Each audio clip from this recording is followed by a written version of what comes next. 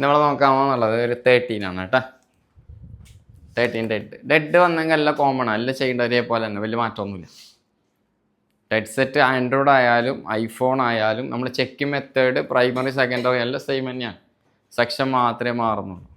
ഇത് phone dead അതാണ്ടില്ലേ, condition കണ്ടല്ലോ, full പൊടിയായിട്ടുള്ളൊരു സെറ്റാണ്. അയച്ചു നോക്കിയാലും അറിയാം എന്തൊക്കെ ഉണ്ട് എന്നുള്ളത്. ഡിസ്പ്ലേ എല്ലാം പോയതെന്ന് തോന്നുന്നു, കാണുന്നില്ലേ. നമുക്കിത് ആദ്യം റിമൂവ് ചെയ്യാം. ഇന്ന് നമുക്കൊന്ന് സർവീസിന് വന്നിട്ടുള്ളത് ഒരു ഐഫോൺ 13 ആണ്. കംപ്ലൈൻറ്റ് ഡെഡ് ആണ്. ഓൾറെഡി നമ്മളിന്ന് സ്റ്റുഡൻസിന് ലൈവായിട്ടാണ് ഡെഡ് സെറ്റ് വന്നു കഴിഞ്ഞാൽ എങ്ങനെയാണത് ഫൈൽ ഔട്ട് ചെയ്യേണ്ടത് എന്നുള്ളത് തിയറിക്കലായിട്ടും അത് പ്രാക്ടിക്കലായിട്ടും ലൈവായിട്ട് കാണിച്ചു കൊടുക്കാൻ വേണ്ടിയിട്ടുള്ളൊരു വീഡിയോ ആണിത്. ഓക്കെ, അപ്പോൾ ഇതുപോലെ നമുക്ക് ഇങ്ങനെ വരുന്ന കംപ്ലൈൻറ്റ് ഡെഡ് സെറ്റ് വന്നു കഴിഞ്ഞാൽ നമുക്കത് എങ്ങനെ ചെക്ക് ചെയ്യാം, ഏത് രീതിയിലാണ് ചെക്ക് ചെയ്യണമെന്നൊക്കെ നിങ്ങൾക്ക് അറിയണമെന്നുണ്ടെങ്കിൽ, ബേസിക് ടു അഡ്വാൻസ്ഡ് ആയിട്ട് പഠിക്കണമെന്നുണ്ടെങ്കിൽ ഞാൻ ഇതിൻ്റെ ഒരു വീഡിയോ ഞാൻ യൂട്യൂബിൻ്റെ അകത്ത് അപ്ലോഡ് ചെയ്തിട്ടുണ്ട്. എങ്ങനെയാണ് ഒരു ഡെഡ് സെറ്റ് വരുന്ന സമയത്ത് നമുക്കത് ഫൈൻഡ് ഔട്ട് ചെയ്യാം. അവർ ഇൻസ്റ്റിറ്റ്യൂട്ടിൽ പോയിട്ട് പഠിക്കുന്ന ഒരു ഫീലോട് കൂടി നമുക്ക് പഠിക്കാൻ വേണ്ടിയിട്ടുള്ള രീതിയിലുള്ള ഒരു ക്ലാസ് ആയിരിക്കും.